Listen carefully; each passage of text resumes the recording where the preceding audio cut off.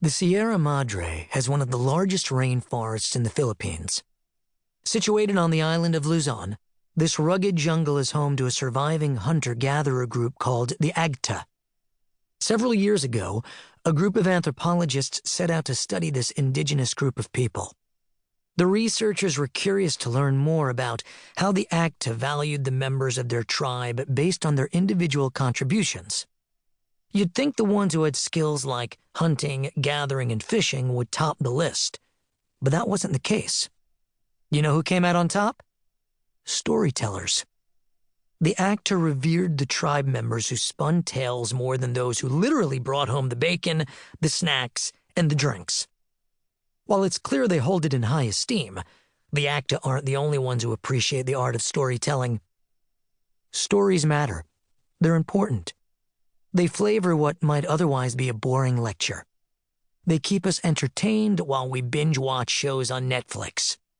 Stories can engage and inspire and have an effect on a single life or go on to change thousands. Who doesn't love a good story? And who doesn't love telling one?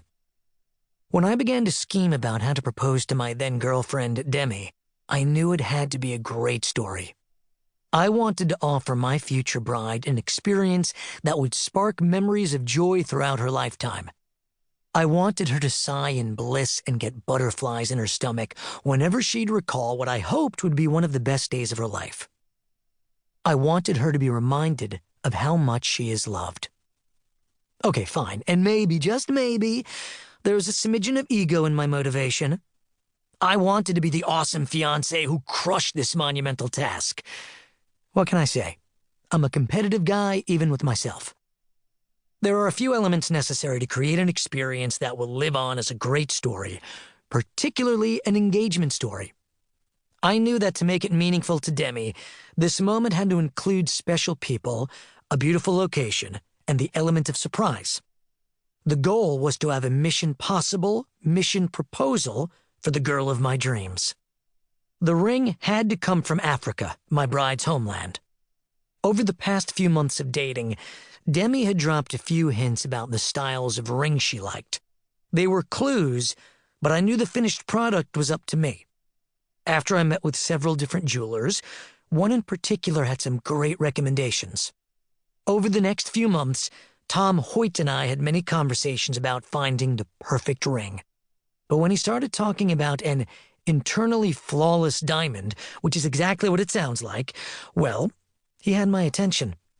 To make matters even more interesting, the responsibly sourced ring had a story of its own, recorded in a beautifully designed book. Giving gifts is my love language. Having found a woman who, to me, was the epitome of flawless beauty in so many ways, I knew this was the ring for her. The diamond included an artfully crafted book that described its journey. Discovered in 2014, the gem qualified as exceptional because it was so rare and valuable. It was kept separate from other diamonds from the moment it was found. A company in New York cut and polished the diamond, and it took 5 craftsmen to bring this masterpiece to its final form. The diamond then traveled from New York to Belgium and underwent a 27-step evaluation process by renowned gemologists and diamond graders. Together, they confirmed the diamond was beautiful enough and met the clarity, cut, and color requirements to carry the forever mark promise. Many diamonds get rejected during this process. Demi's, however, a diamond of exceptional beauty, passed with flying colors. I loved that it had a unique story, like Demi, and they both came from Africa, and I couldn't wait for those two stories to come together. I had found something beautiful to give to the love of my life. But creating an element of surprise proved a bit more difficult. Unbeknownst to Demi, I had arranged for my family, both sets of her parents and her best friends, to be present the moment I popped the question.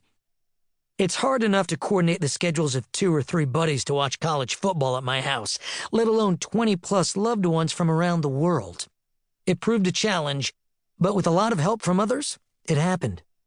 Special people? Check.